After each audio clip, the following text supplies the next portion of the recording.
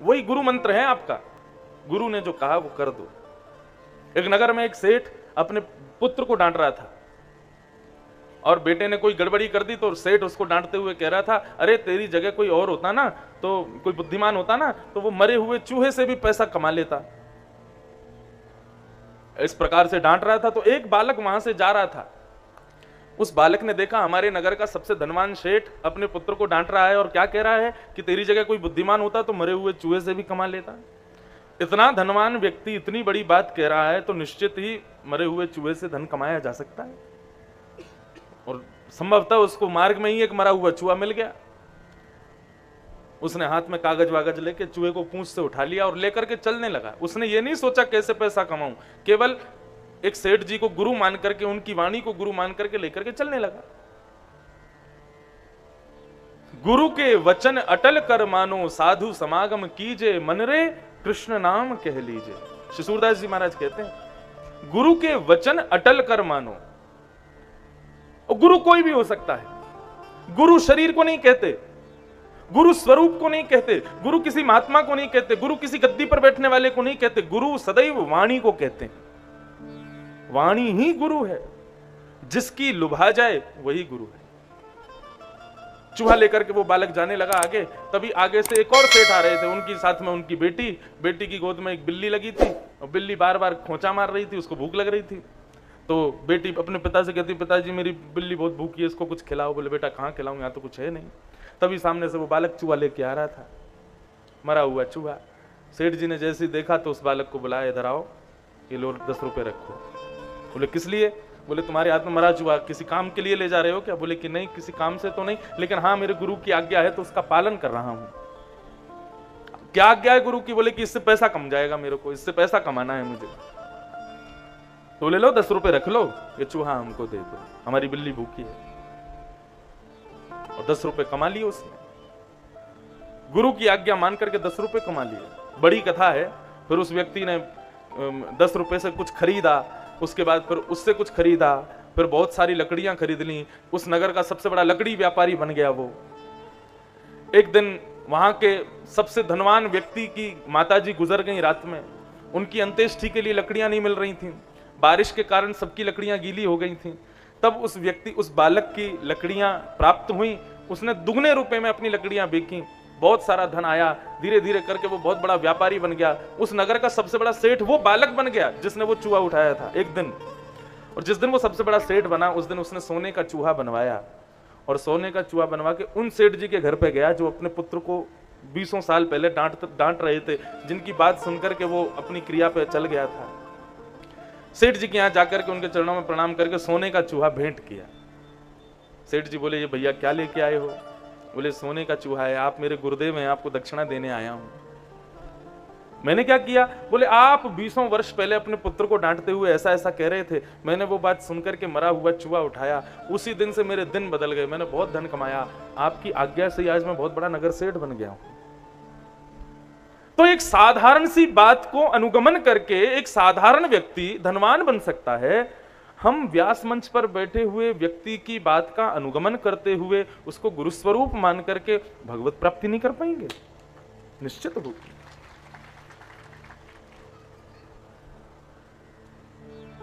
एक संत गुफा में बैठे थे, भजन कर रहे थे।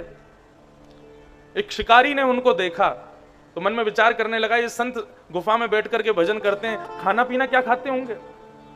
वो शिकारी था, उसको नहीं पता था कि ये संत हैं, ये मांस आदि नहीं खाते होंगे। उसको लगा कि मैं शिकारी, मैं मांस खाता हूं तो ये भी खाते होंगे। संत के लिए एक हिरण पकड़ करके ले आया, जाले में बांध करके, और गुफा में जाकर के संत के सामने हिरण को खड़ा कर दिया। बोले महाराज जी ये भेंट स्वीकार करो। संत बोले इस हिरण का क्या करूं मैं? बोले अरे आपको मैं 2-4 दिन से यहां देख रहा हूं, गुफा में आप बैठ करके भजन कर रहे हैं, मुझे लगता है आपको भूख लगी होगी, आपने कुछ खाया नहीं होगा, आपके लिए भोजन लाया हूं, हिरण का शिकार करके खा लीजिए और फिर बचा हुआ प्रसाद मुझको दे देना। संत जोर से हंसने लगे, उसके सिर को सहलाने लगे। बोले बालक है तू अभी कुछ जानता नहीं है। अरे नहीं नहीं प्रभु, मेरी माँ कहती थी संत मिले तो कुछ तो भेंट देनी चाहिए, तो आज का मेरा शिकार आपके लिए, ये हिरण आप स्वीकार करो, जीवित है अभी, आप कहिए मैं अभी पूरा इसको बना करके तैयार करता हूं। संत बोले ये वाला हिरण नहीं खाऊंगा मैं। बोले कौन सा हिरण खाओगे? बोले मेरे हिरण के कुछ गुण हैं, ऐसे गुण से युक्त हिरण जब मिलेगा तभी उसका शिकार करूंगा। बताइए कैसे गुण वाला हिरण चाहिए? मैं यहां का सबसे बड़ा शिकारी हूं, इस जंगल में कोई भी हिरण मुझसे बच नहीं सकता, आप जैसा हिरण कहोगे वैसा लाके प्रस्तुत कर दूंगा। तो संत ने बताया, लिखो मेरा हिरण कैसा है। बरहा पीड़म नटवर वपु कर्णयो कर्णकारम विप्रदवासः कनक कपिसं वैजयन्तीं चमाना रन्ध्रान् वेणोधर सुधया पूरय गोपवृन्दै वृन्दारण्यं स्वपदरमणं प्राविशद गीत कीर्ति। कैसा हिरण चाहिए? बोले बरहा पीड़म, मोर मुकुट पहनता है जो हिरण जिसका मुझे शिकार करना है। शिकारी बोला मोर मुकुट पहनने वाला हिरण? बोले हाँ मोर मुकुट पहनता है।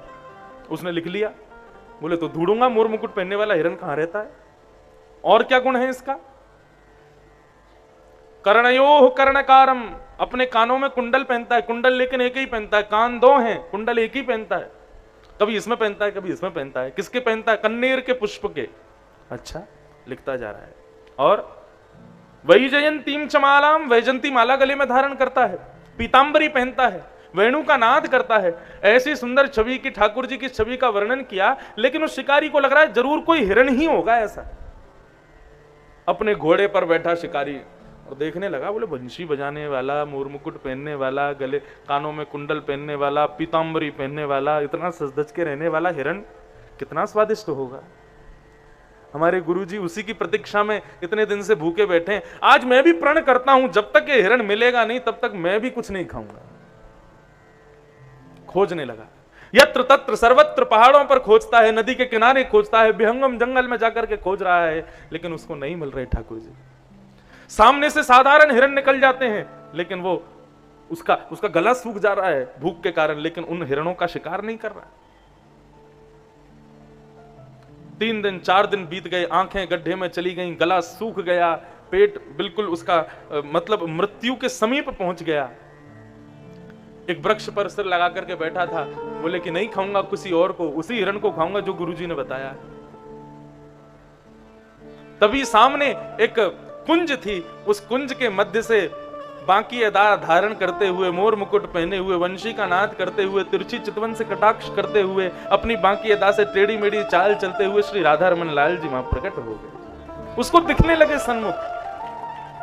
जैसे ही उसने स्वरूप देखा, मोर मुकुट पहना है, कान में एक कुंडल कन्नेर का पहना है, कभी इस कान में पहनते हैं, कभी इस कान में पहनते हैं, कभी इस कान में पहनते हैं, अपनी वंशी निकाल करके वेणु रव करते हैं, अपनी बांकी अदा से चलते हैं, वैजंती माला पहनी है, मधुर सुगंधी उनमें से प्रकट हो रही है। शिकारी मोहित हो गया। जिस जाले में हिरण को पकड़ता है वो जाला लेकर के भगवान के पीछे पीछे चल रहा है, और जैसे ही मौका पाया जाला फेंका और ठाकुर जी को जाले में बंद करके कमर पर टांग करके ले गया गुफा में। गुफा के बाहर जाकर के चिल्लाने लगा, गुरुजी जल्दी आओ, पेट में चूहे कूद रहे हैं, आपका बताया हुआ हिरण मिल गया। संत मन में विचार करने लगे, पता नहीं कहां से कौन सा हिरण लेके आ गया। अब बाहर आकर के देखा तो शिकारी के कंधे पर ठाकुर जी बैठे हैं, जाले में बंद होकर के वंशी बजा रहे हैं भीतर बैठ के। संत ने जैसे ही दर्शन किए, दर्शन करते ही उस शिकारी को प्रणाम किया। अरे छोड़ इनको, मुक्त कर जल्दी। बोले नहीं गुरुजी, पहले हिरण पकड़ के लाया, उसको भी आपने छुड़वा दिया, अब इसको नहीं छोड़ूंगा मैं, जल्दी से चूल्हा जलाओ, भूख लगी है बहुत जोर से। तब कह करके ठाकुर जी को मुक्त करवाया और ठाकुर जी से कहा, ठाकुर जी इस पर कृपा करो। तब ठाकुर जी ने कृपा की, उसके हृदय में जो अज्ञान था वो अज्ञान दूर हुआ। लेकिन उन संत ने उस शिकारी को ही प्रणाम किया, ठाकुर जी को प्रणाम नहीं किया। बोले क्यों? बोले कि उसकी गुरु के वचन के प्रति जो निष्ठा है उसको मैं प्रणाम करता हूं, गुरु के वचन के प्रति जो विश्वास है उसको मैं प्रणाम करता हूं। गुरु के वचन के प्रति ऐसा विश्वास कि ठाकुर जी प्राप्त हो गए, एक स्वपच जाति के व्यक्ति को ठाकुर जी प्राप्त हो गए। ऐसा गुरु की वाणी में ऐश्वर्य है। इसलिए गुरु की वाणी को श्रेष्ठ मानो, उस पर अनुगमन करो। गुरु के शरीर श्रेष्ठ नहीं होता, गुरु का रूप श्रेष्ठ नहीं होता, गुरु की और कुछ भी वस्तु श्रेष्ठ नहीं है, गुरु की केवल और केवल वाणी श्रेष्ठ है। गुरु के ज्यादा समीप भी नहीं रहना चाहिए और गुरु से ज्यादा दूरी भी नहीं बनानी चाहिए। गुरु के सदैव मध्यस्थ में रहो, ना ज्यादा पास जाओ ना ज्यादा दूर रहो, मध्य में रहो। श्री सूरदास जी महाराज गा रहे हैं, मन रे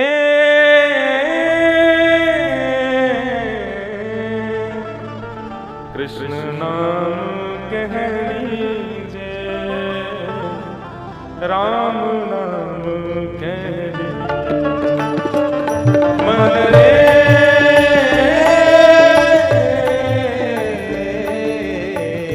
कृष्ण नाम कह लीजे, राम नाम। सब लोग गाएंगे मेरे साथ। मन रे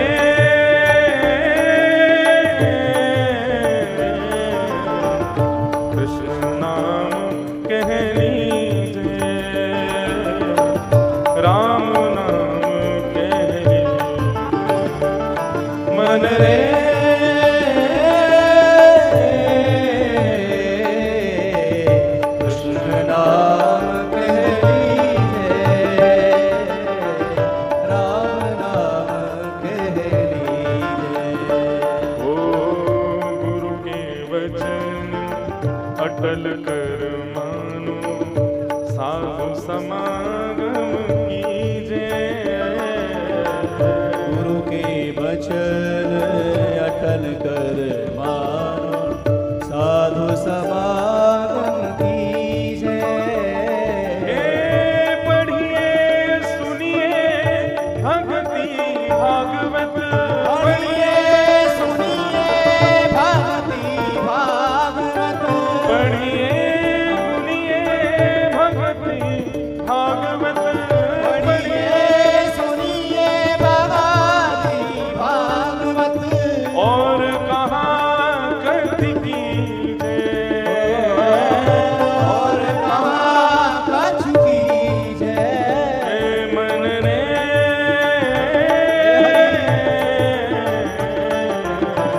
कृष्ण नाम कह लीजे, राम नाम कह लीजे। मन रे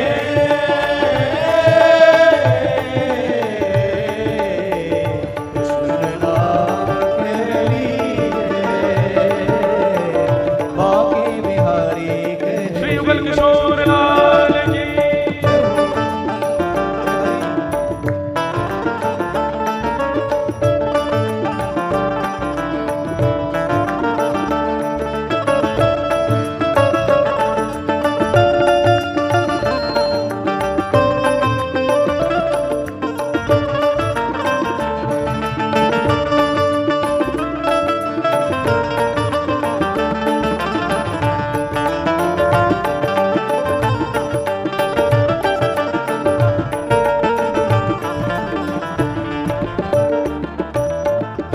गंगा यदि दमोह में आ जाए तो आप लोग स्नान करने जाओगे कि नहीं? जरूर जाएंगे। कहते हैं ना, बहती गंगा में हाथ धो लो। गंगा तो बह रही है, लेकिन श्रेष्ठ उन लोगों के लिए है जो उसमें जाकर के स्नान करें। कोई हरिद्वार में रह करके भी गंगा में स्नान ना करके और अपने बाथरूम में ही स्नान करता है तो कितना बड़ा अभागा है। लोग दूर दूर से जहां स्नान करने आते हैं, लेकिन वो व्यक्ति उसका अनुभव नहीं कर रहा है। ऐसे ही बंधुओं, ये श्रीमद् भागवत की कथा भी एक गंगा के समान है। भगवान के श्री अंग से दो गंगा प्रकट हुई, मुख से एक गंगा प्रकट हुई, चरणों से एक गंगा प्रकट हुई। चरणों से जो गंगा प्रकट हुई वो तन को साफ करती है, वो नदी के रूप में है। और मुख से जो गंगा प्रकट हुई वो मन को साफ करती है। चरणों से प्रकट हुई गंगा के पास आपको जाना पड़ता है, लेकिन मुख से प्रकट हुई गंगा आपके पास स्वयं आ जाती है। चरणों से प्रकट हुई गंगा नदी है और मुख से प्रकट हुई गंगा भागवत की कथा है। आपको इसके पास नहीं जाना पड़ता, ये स्वयं आपके पास आती है। आज भागवत की कथा, ये भागवत की सरिता, ये भागवत की गंगा अपने आप बहती बहती दमोह में आई है। यदि इसका तब भी पान नहीं किया तो हमारा अभाग्य नहीं है तो क्या है? सूरदास जी कह रहे हैं, कृष्ण नाम रस भयो जात है, तृष्णावंत है पीजे। कृष्ण नाम रस भयो जात है, तृष्णावंत है पीजे। कृष्ण नाम रस भयो जात है, तृष्णावंत है पीजे। कृष्ण नाम रस भयो जात है, तृष्णावंत है पीजे।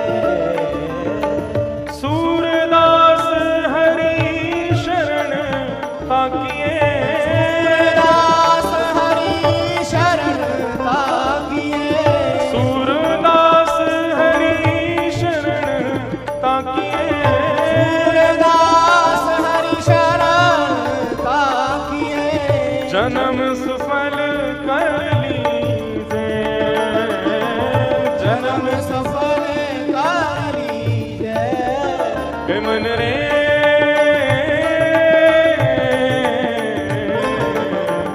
कृष्ण नाम कह लीजे, राम नाम कह लीजे। मन रे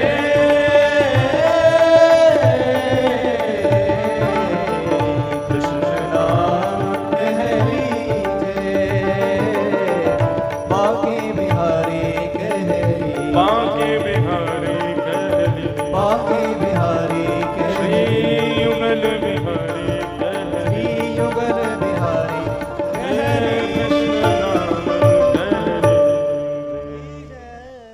गुरु के वचन अटल कर मानो। गुरु की आज्ञा को सिरोधार्य समझो। गुरु आज्ञा करी ऐसी, आज्ञा गुरु नाम अविचारणीयाम। गुरु की आज्ञा पर कभी विचार मत करो। गुरु की आज्ञा को भगवत आज्ञा मान करके पूर्ण कर लो, उद्धार उसी में हो जाएगा।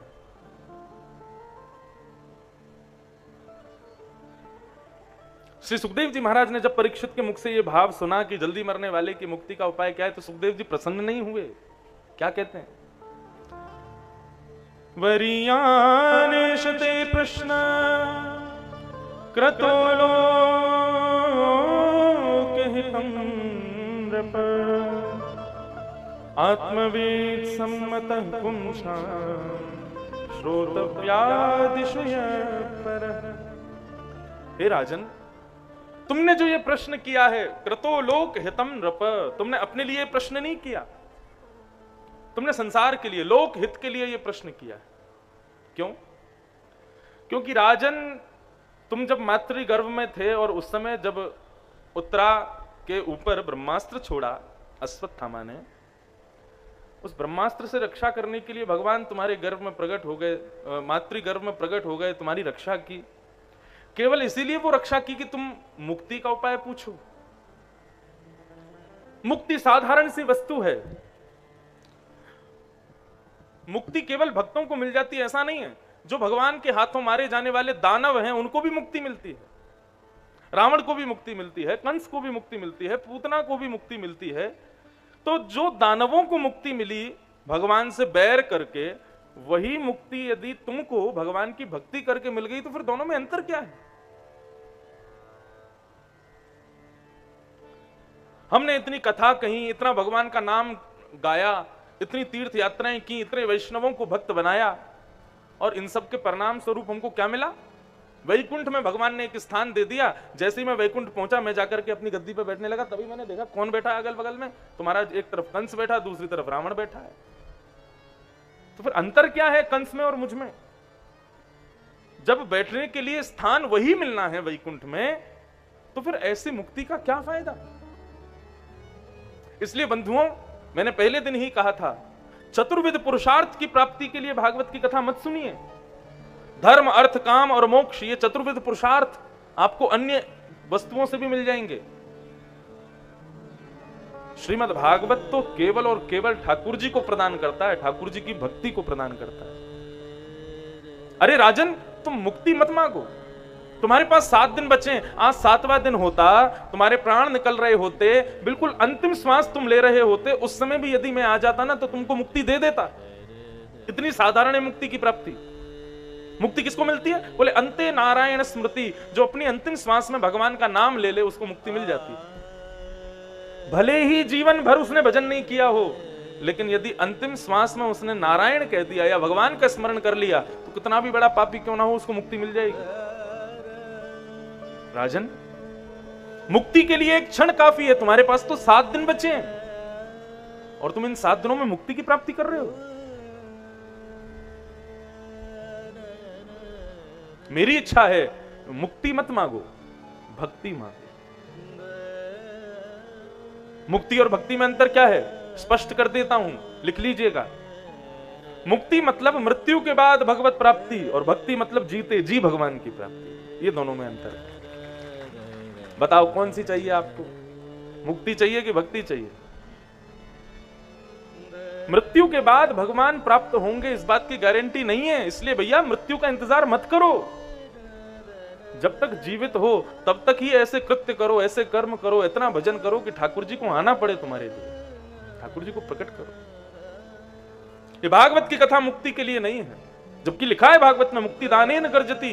श्रीमद् भागवत की वार्ता मुक्ति दान करती है, लेकिन हमको नहीं चाहिए मुक्ति, हमको भक्ति चाहिए। हमारे वृंदावन में कहते हैं ठाकुर जी की भक्ति लगने के बाद मुक्ति नौन सी खारी लागे।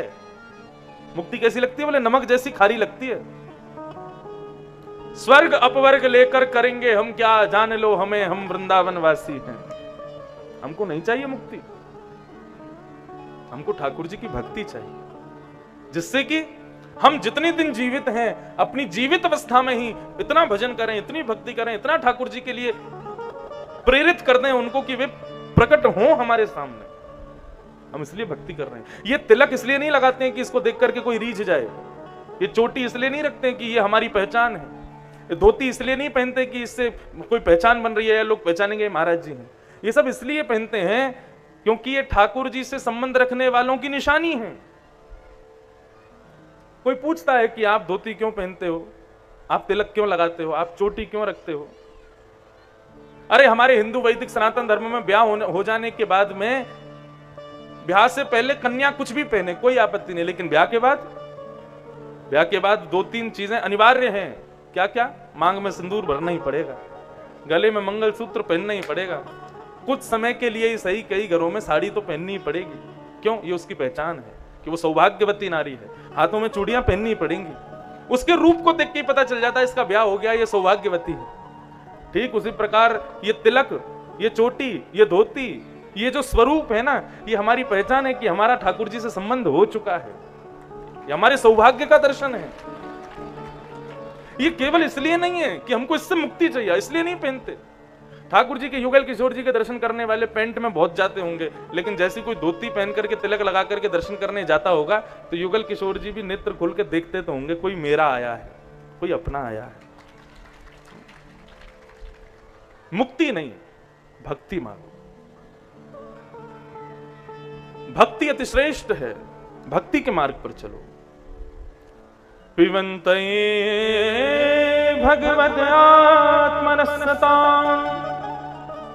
कथामृतं श्रवणपुटेषु संवृतं पुनन्ति ते विषयविदूषिताशयम् व्रजन्ति तच्चरणसरोहान्तकम्।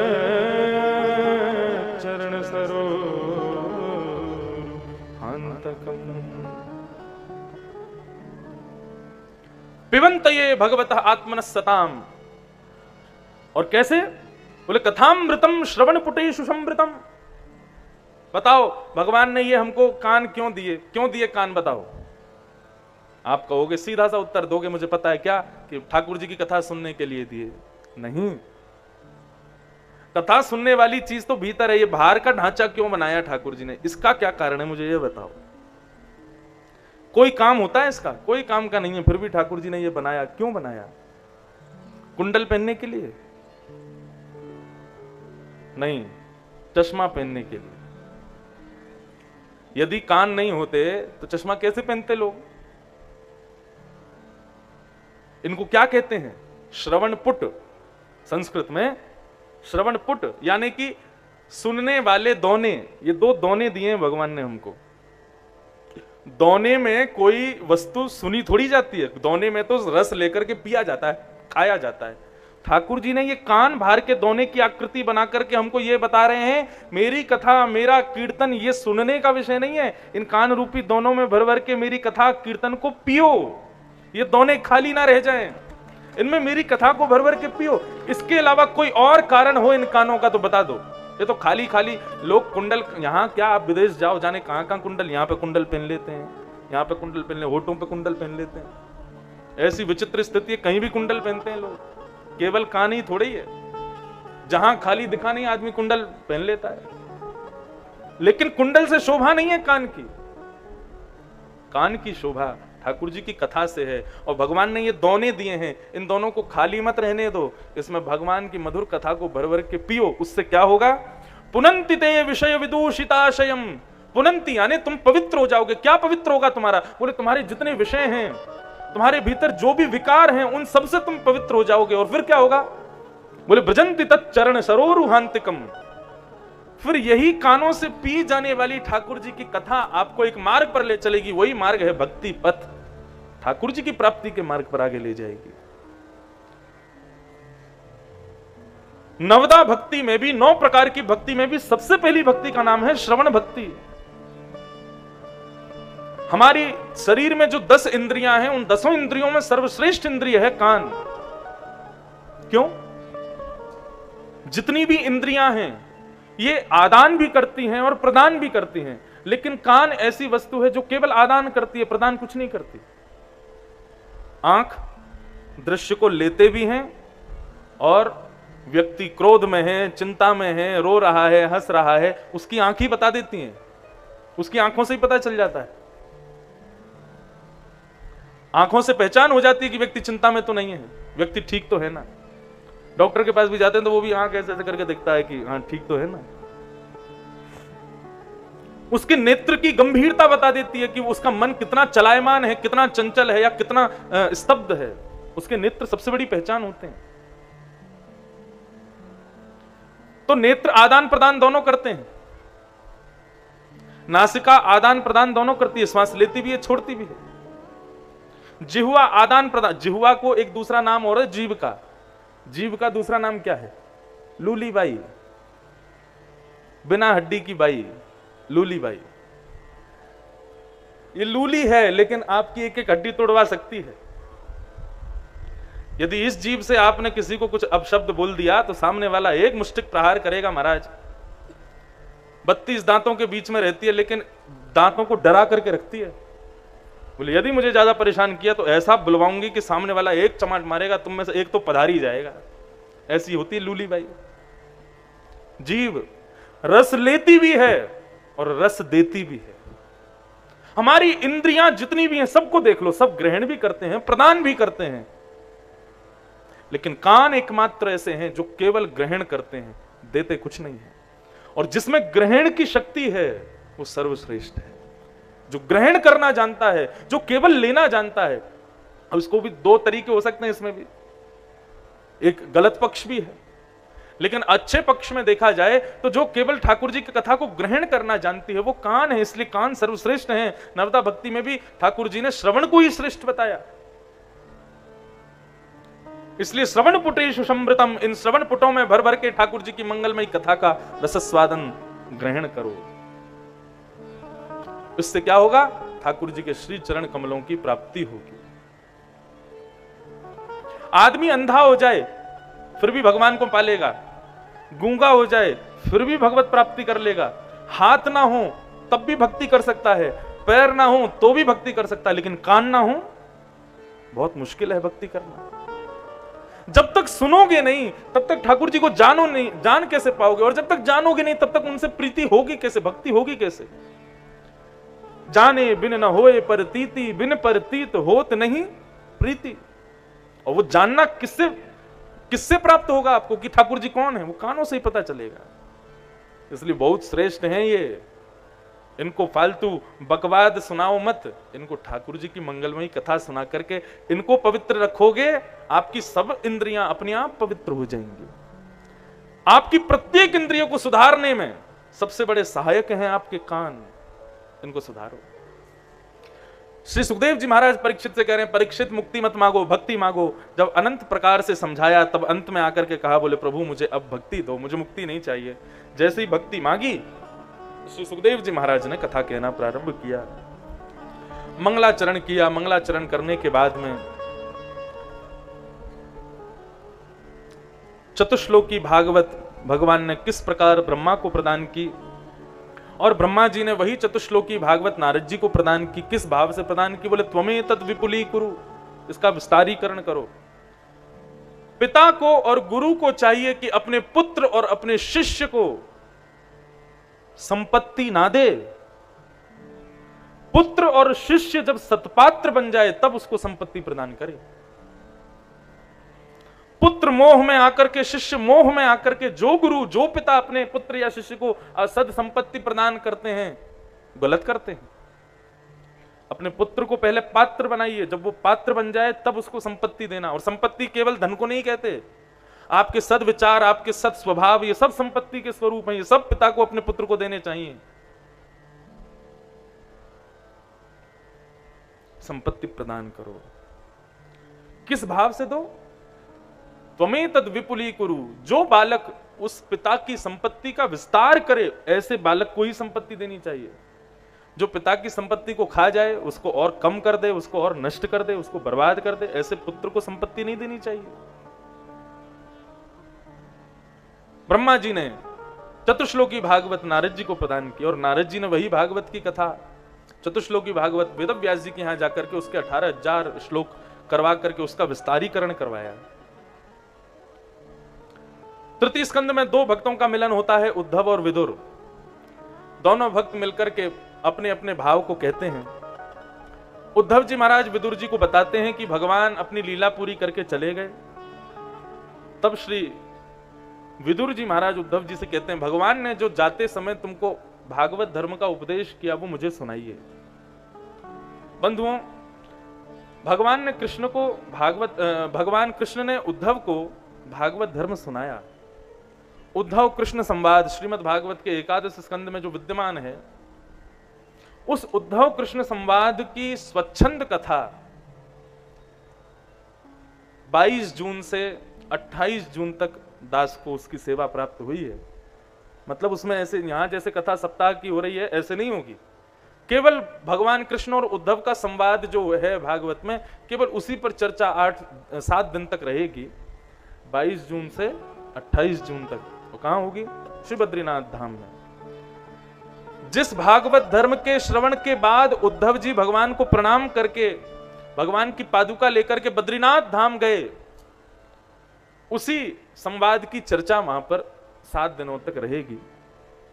और इस कथा में पूरे भारतवर्ष से पूरे विश्व भर के लोग पहुंच रहे हैं। आपके दमोह निवासियों में से भी जिसकी भी इच्छा हो वो उस कथा में जरूर चलें। राजपूत जी को तो हम ले जाएंगे, इनके परिवार को भी ले जाएंगे, और हमारे कमलेश जी को भी ले जाएंगे, उनके परिवार को भी ले जाएंगे। आप में से जिनको भी जाना हो उस कथा में 22 जून से 28 जून, वो राजपूत जी और कमलेश जी को पकड़ लेना और इनसे कहना हमको भी ले चलो। तो वहां सब आपको वहां पहुंचना है 21 तारीख की शाम तक, और 22 से लेकर के 28 तक फिर व्यवस्था सब हमारे भक्तिपथ सेवा ट्रस्ट के द्वारा वहां पर होगी, सबकी रहने खाने पीने की। उसका जो व्यय होगा वो इनको बता देंगे, वो आप जमा कर देना, वहां सबकी व्यवस्था होगी। और संभवतः कुछ संत वृंद भी हमारे साथ वृंदावन से और भारत के वहां 7 दिन विराजेंगे। और वहां की विशेषता ये रहेगी कि वहां कथा सुबह हुआ करेगी और शाम के सत्र में हमारे लाल जी के उत्सव हुआ करेंगे। श्री बद्रीनाथ धाम का दर्शन, कथा का श्रवण और लाल जी के उत्सव, ये मंगलमयी आनंद की वर्षा वहां पर 7 दिनों तक रहेगी। जिस किसी को भी चलना हो तो अभी तो हम हैं यहाँ पर, हमारे पंडित जी से संपर्क कर लें, नहीं तो कमलेश जी या हमारे गोविंद राजपूत जी को आप बता देना, ये आपकी सब व्यवस्था वहां करवाएंगे।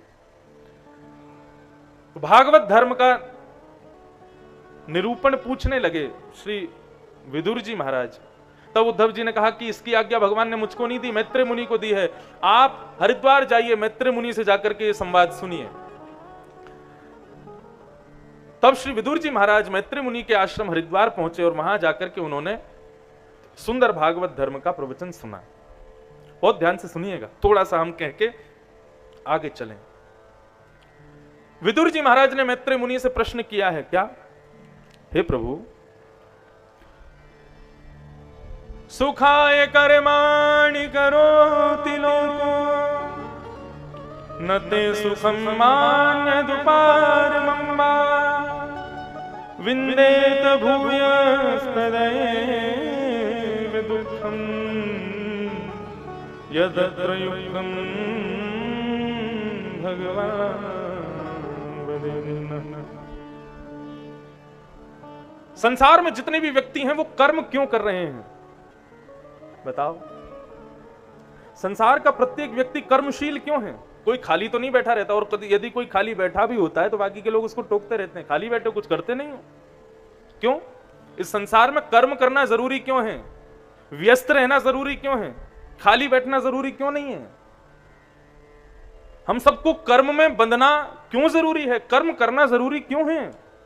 हमारी ऐसी मान्यता है, हम लोगों की ऐसी मान्यता है कि कर्म करने से हमको सुख की प्राप्ति होती है। सुख की प्राप्ति के लिए मानव कर्म करता है, लेकिन इतनी मेहनत करने के बाद भी, इतना कर्म करने के बाद भी सुख की प्राप्ति नहीं होती उसको।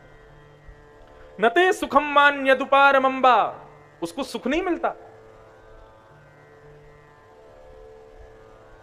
तो फिर मानव कर्म क्यों करता है? जब कर्म करने के बाद सुख मिलता ही नहीं है तो फिर हम कर्म करते क्यों हैं? भगवान कहते हैं सेयम भगवतो माया, ये मेरी माया है। तुम कर्म के बिना जी भी नहीं पाओगे और कर्म करके वो पा भी नहीं पाओगे जिसके लिए कर्म कर रहे हो। ये मेरी माया है, इससे तुम बच नहीं सकते। हम सबका जीवन कैसा है? कुली के जैसा है। कंधे पर भार लेकर के कुली चलता है, जैसे ही कंधे पर ज्यादा भार लगने लगता है तो यहां से सामान उठा के दूसरी जगह रख लेता है, दूसरी जगह रख करके चलता है। जब यहां भार लगता है तो सिर पर रख लेता है, और जब सिर पर भार लगता है तो फिर से उसको कंधे पर रख लेता है। ऐसा ही हमारा जीवन है। हम एक दुख से अभी निकलते नहीं है कि दूसरा दुख सामने खड़ा हो जाता है, तैयार हो जाओ मैं आ रहा हूं।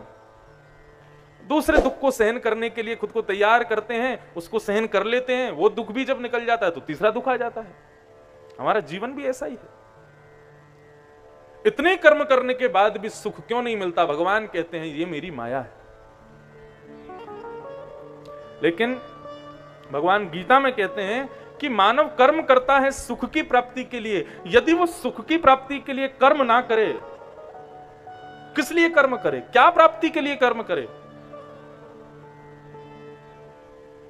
कर्म फल त्याग। भगवान कह रहे हैं केवल कर्म करे, फल को सोचे ना, तो वो सुखी रहेगा।